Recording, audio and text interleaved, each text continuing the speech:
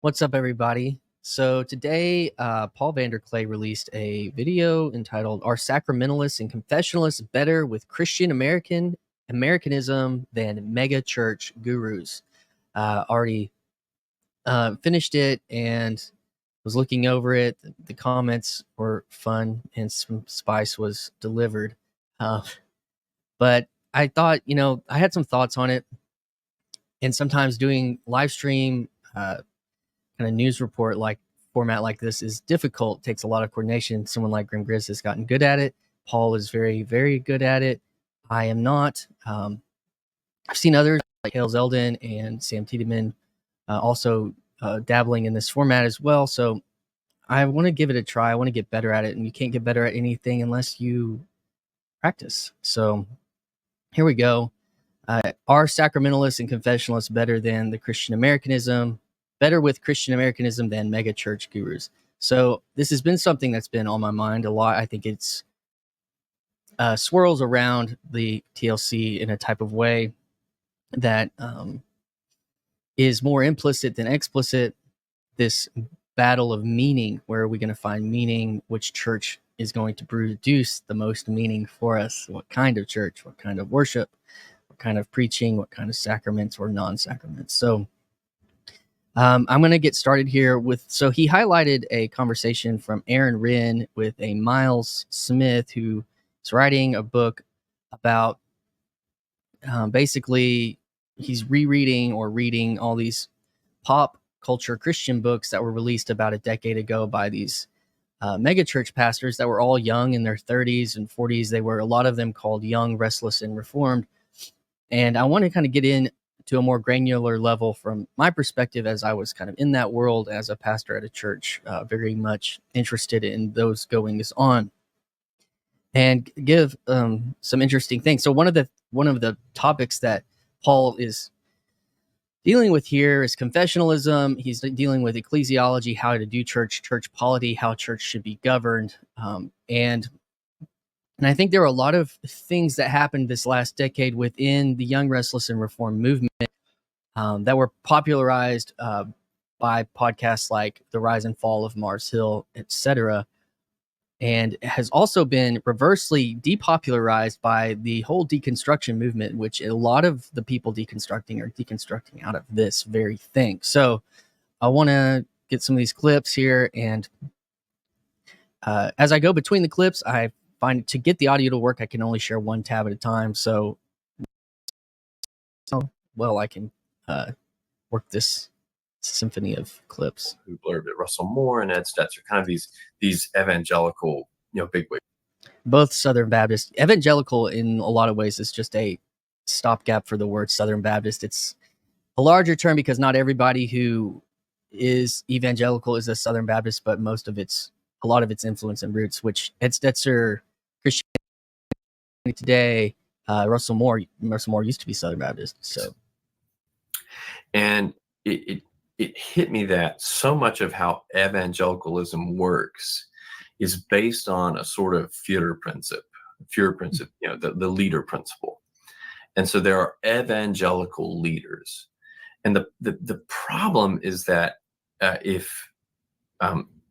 when you have people who are leaders, you really are still doing personality-driven church. Like, you're really not going to church, you're going to a personality. You're really not going to church, you're going to a personality. I think that's a very interesting thought. It makes me think of a couple of things. One being that all the YouTube influence in the last, years that we see and we watch in this corner, people like specifically Jonathan Peugeot or even Paul Vanderklay representing analogs for whole swaths of a church group denomination, or somebody like Robert Barron. Robert Barron is, well, Paul's a pastor in the Christian Reformed Church. Robert Barron is a bishop. Jonathan Peugeot is an artist within the Robert Barron is a bishop in the Catholic Church. Jonathan Peugeot is an artist in the Orthodox Church. So they do represent at different levels those groups. So what's interesting is this guy Miles. He's saying that, are you going to a church or are you going to a personality? What's interesting if you're doing YouTube work specifically, as opposed to what was happening 10 years ago, 15 years ago, where these guys' sermons were being popular. They weren't doing like video engagement. It was just their sermons were being uploaded. And so you were listening to these gurus, as he was saying, their sermons. And of course, Paul uploads a sermon, Robert Barrett uploads a sermon, but these guys, they have a much wider range of content that they're sharing about ideas. And so if you like their ideas and then you like where their ideas are coming from, you might be interested to go to those places, but you're not going to them per se, where these mega churches, they're seeking for you to come to them in a way, or to stay in their sermon pipeline, I guess. And I think that's an interesting aspect, because part of this is technologically driven, and it was new, and we are now seeing 10 years later what this is like. So he goes on to mention people like David Platt with his book Radical. He was younger. He doesn't mention Matt Chandler at the large church, The Village, in the Dallas-Fort Worth area. He talks about Mark Driscoll, The Rise and Fall of Mars Hill. And beneath all of this, you have things like the Gospel Coalition, which he mentions. We'll get to that. There's something called Acts 29. We're going to look at that as well.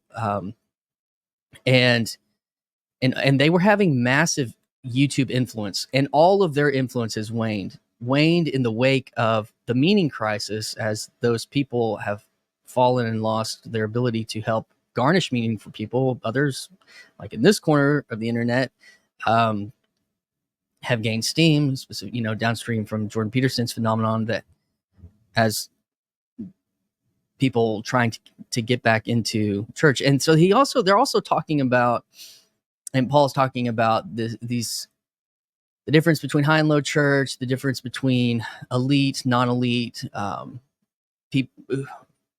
How are you getting people into church? And the evangelicals maybe have done a better job of taking the non-elite, the non-hyper intellectual, where the mainline or something has really focused on those people. Let's see. I'm gonna grab another clip here, and this takes me a second. Okay, I want to look at this clip when they're talking briefly about the Gospel Coalition.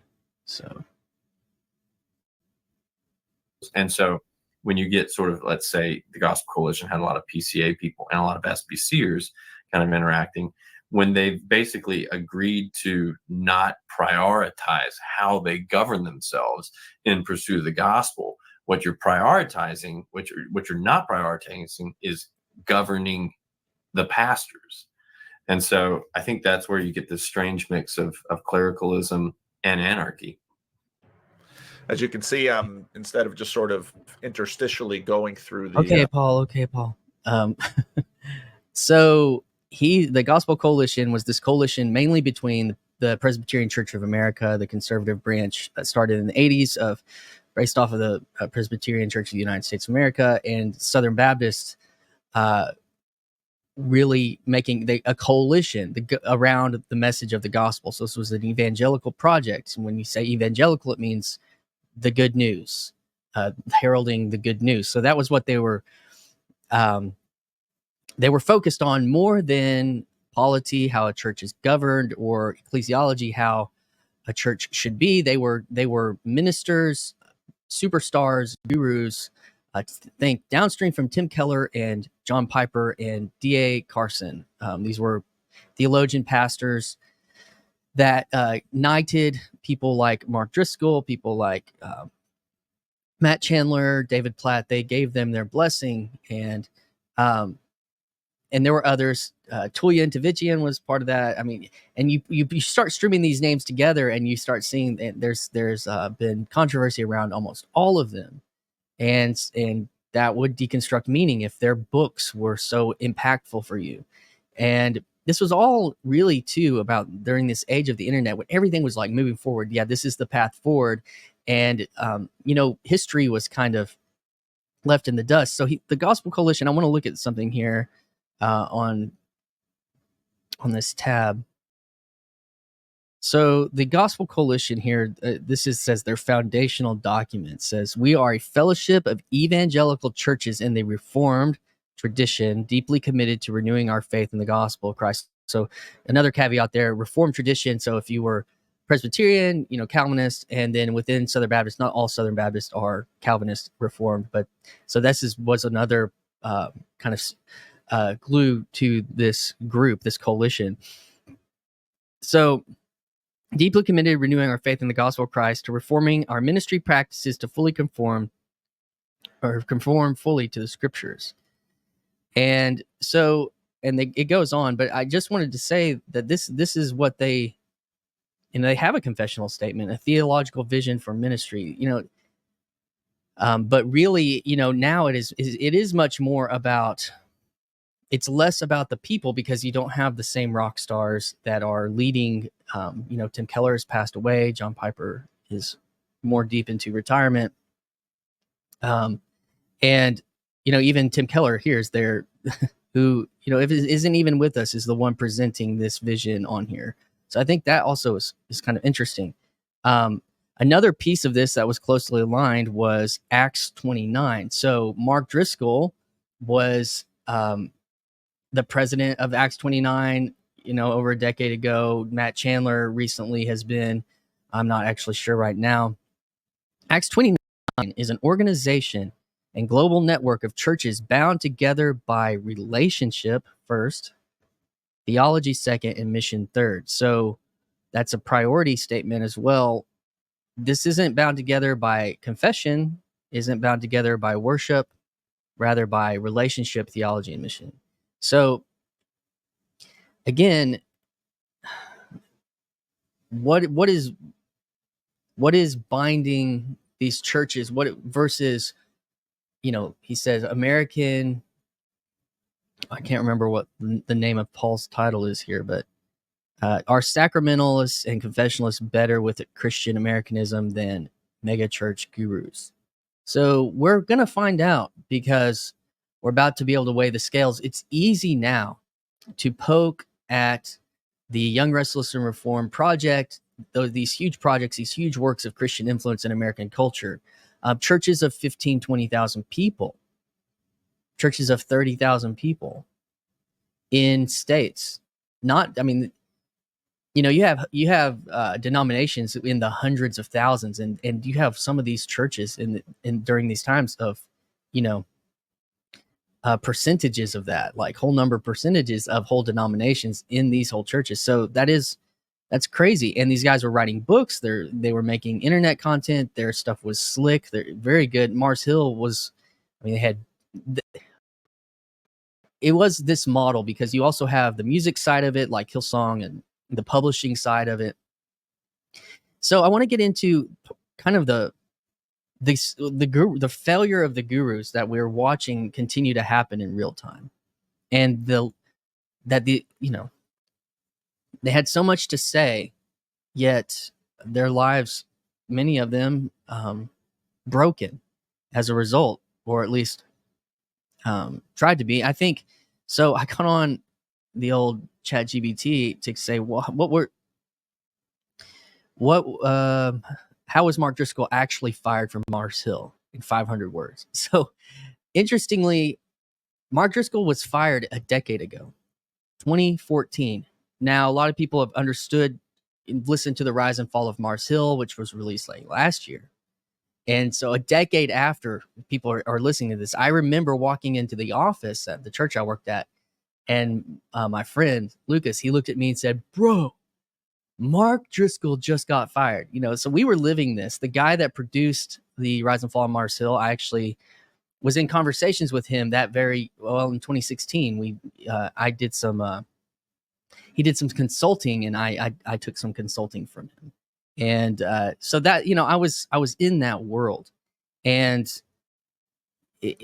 so what you see, you have these gurus that rise to power, young, restless, reformed, and some of the same.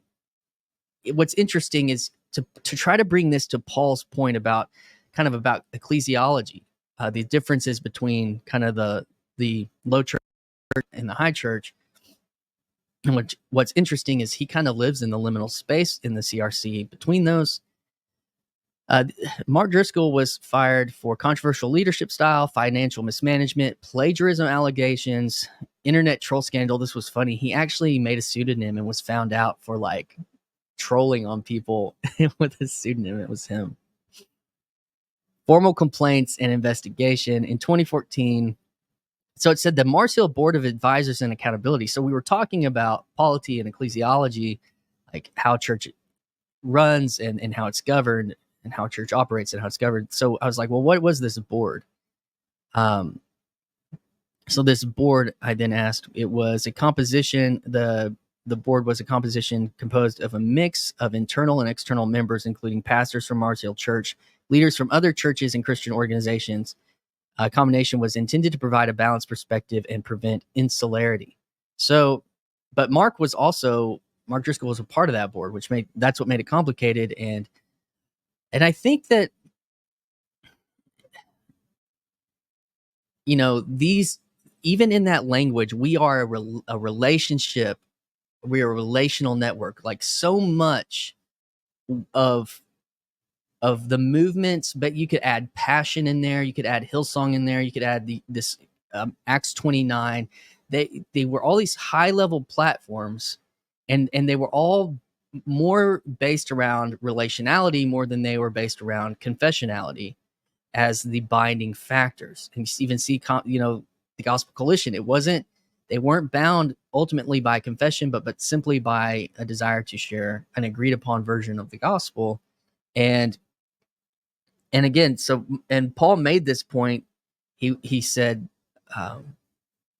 that these, just the difference between being bound together by confessionality, and that's worked at times. And then you see all this, when you loosen that, all this explosion of impact and influence, for better and for worse. So I want to kind of get to a more fine point on this, because so the Mars Hill story is well known now because of the podcast, The Rise and Fall of Mars Hill. And I'll give a little picture here. Founded in 1996, Seattle's Mars Hill Church was poised to be an influential, undeniable force within evangelicalism.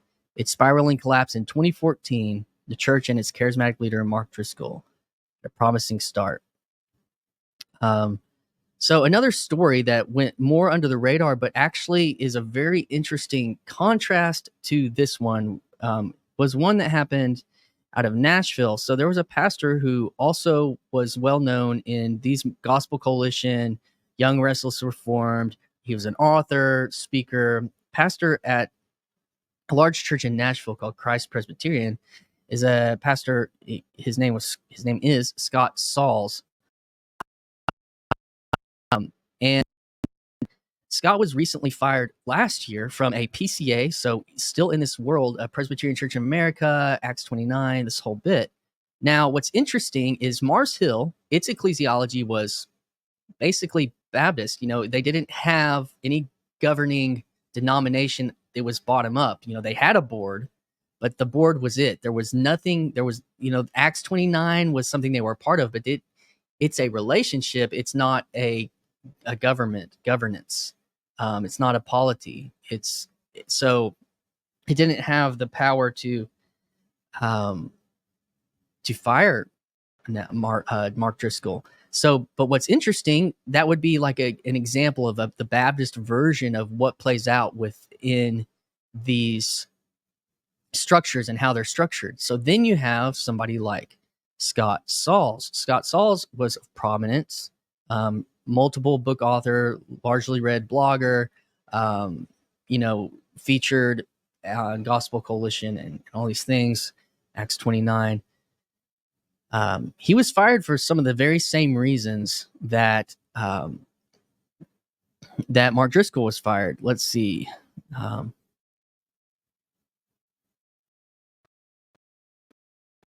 I think I have it here. I think it's on this page. 23, a hard year for Scott Sauls, reflects on chasing platform, powers, likes, follows, and first blog since post-resignation. He said, I was verbally insensitive and verbally criticized others' works. I've use social media and the pulpit to quiet dissenting viewpoints. It's called a bully pulpit. I've manipulated facts to support paths I desire. So, that's a soft way to saying that I maybe lied about things. I'm grieved to say I hurt people. So the Nashville Presbytery, which provides denominational oversight within Presbyterian Church in America, the PCA, as part of his suspension, Sauls was barred from performing any pastoral duties, including writing for his blog. None of the allegations against Sauls involve sexual or financial impropriety, nor did they involve alleged substance abuse. Nevertheless, the former and current Christ Presbyterian Church staff members accused Sauls of cultivating a difficult work environment, resulting in high staff turnover. So after a 6-month hiatus, Sauls tendered a resignation as pastor of Christ Presbyterian Church.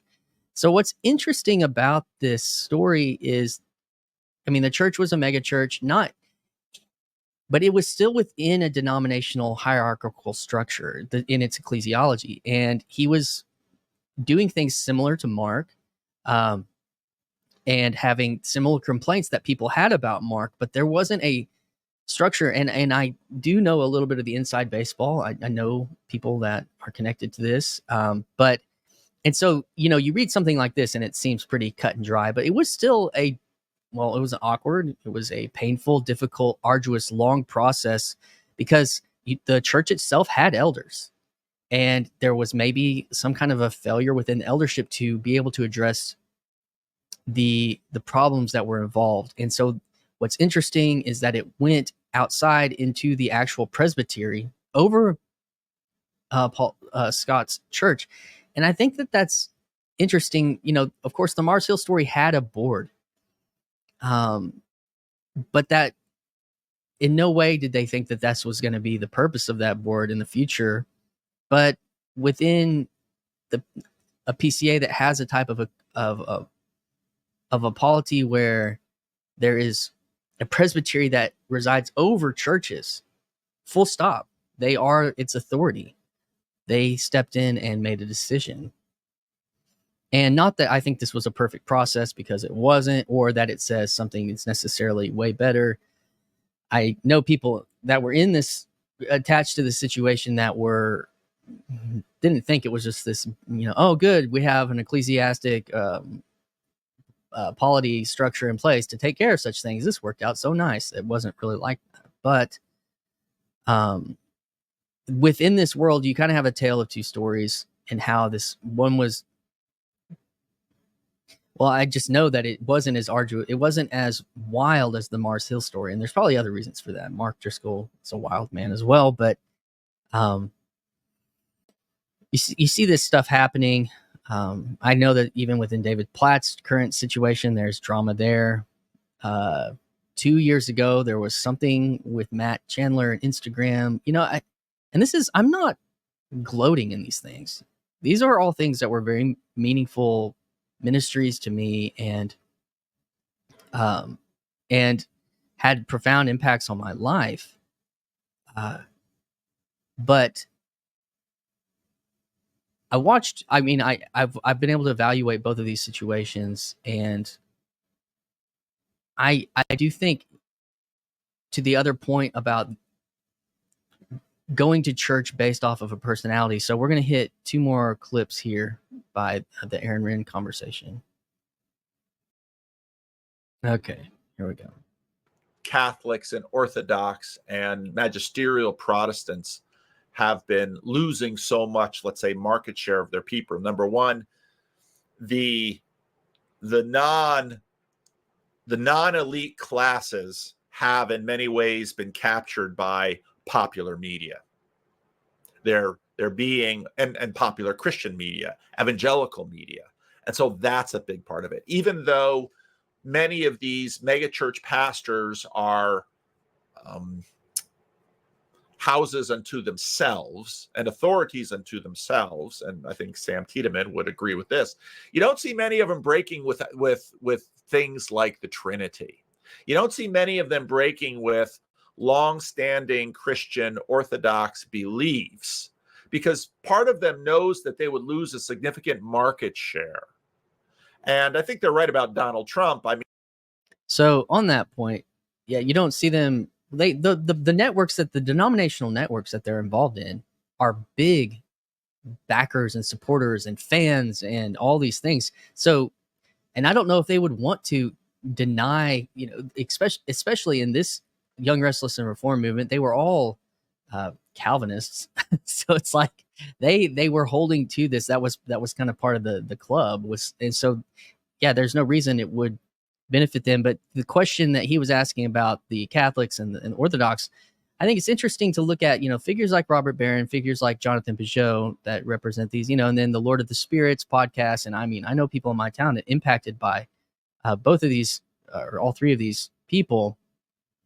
And it's interesting because are we just trading the gurus that are then now attached, and are the Catholics and the less the Catholics, but the Orthodox just now catching up? Because I mean, some of these people were disillusioned. I don't know when Father Stephen and Jonathan Peugeot moved out of the timelines, but kind of catching up to one of the biggest earliest podcasts was John Piper's sermons on desiring God. It was a huge podcast. People just consuming in their free time, their found time, John Piper's sermons, and now people in their free and found time are consuming Jonathan Peugeot and the like. And like, so they are attached to different historical traditions.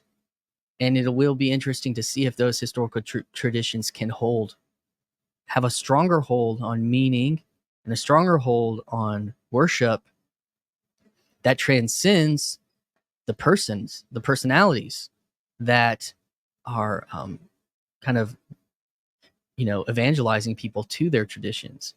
And I mean, I think that there's a strong question here about that he doesn't hit the sacraments. He calls it sacramentalists, but can the sacraments, people being brought to these sacraments through kind of a type of evangelicalism, on YouTube, evangelicalism by Jonathan Peugeot, Robert Barron, and the like, Lord of Spirits, can the sacraments hold more meaning than the person, through encountering maybe the person of Jesus Christ there versus the great and powerful preacher podcaster there? Because the interesting thing, if you're listening to Jonathan Peugeot and then you go to a church of 30 or 50 people that aren't being led by a dynamic pastor, you're not looking for that Matt Chandler copy. You're just looking for that religious way. I'm interested to see. So I've got one more clip that we're going to take a look at. Okay, let's take a look at this clip here. Paul. I titled this one Mimesis and Catechesis. Churches are going to have to figure out formation, catechesis, in a much more serious way, but they're also going to have to deal with the mimetic realities in the world. And this is where I think we have to give the Orthodox and the Catholics some props, because it's true that in many ways, as Sam said in a previous live stream, you would think Protestants would really succeed on YouTube, but they don't. Catholics are strong and the Orthodox are super strong. And you would think that the Orthodox would be, would sort of shun YouTube. But boy, they sort of lean in all the way in a lot of ways and are reaping a harvest from it, even if they're going to really struggle to do the catechesis and formation, which might lead to a very interesting, strange dynamic in American religiosity. Interestingly, Paul has just started his series going through the Heidelberg Catechism. So he's going to do a series through the Catechism. He's going to catechize the internet. Something that was so interesting to me was experience I had kind of coming out of the emphasis on the relationship, you need a personal relationship with Jesus. It's very Baptist language, very evangelical. You need to get a personal relationship with Jesus. You know, that's the gospel, is finding that person. Okay, so what does that mean? And it got so much to the fact, because then it's like, how do you have that relationship? You do these things, you do quiet times, you don't cuss, you don't do, you know, all the stuff. And something that really helped me, it has a lot of mimetic power, I think, is the Apostles' Creed. It's, I think that creeds help bring mimetic power to Scripture, to your faith. It's a short, punchy image that so much meaning is hanging on. I read a book, very short little book by Alistair McGrath years ago called Faith and Creeds. And he says it's like the skeleton that all the meat can hang on. And I think there's a lot of truth there. And I think that's also when Jesus says, pray like this, that the Lord's Prayer has mimetic power. These short, punchy things. And even catechesis is, you know, it's these one statement, like, what is the, you know, who is God? Who is Jesus? And you get these one sentence type answers, and they unpack them longer as well. But yeah, Paul is starting to do an online catechism, and in relationship to all of this. And I think that's very interesting. So yeah, that it only time is going to tell if the Orthodox and Catholic gurus have something more to offer than the Baptist and Presbyterian gurus. When it comes to, what are you leading people to? Are you leading people to the personality, or are you leading people to a deeper relationship with Christ? What do I mean by that? I might mean something where Paul's talking about the sacramentalists. So I guess I'm just going to end it there. I would love some comment interactions.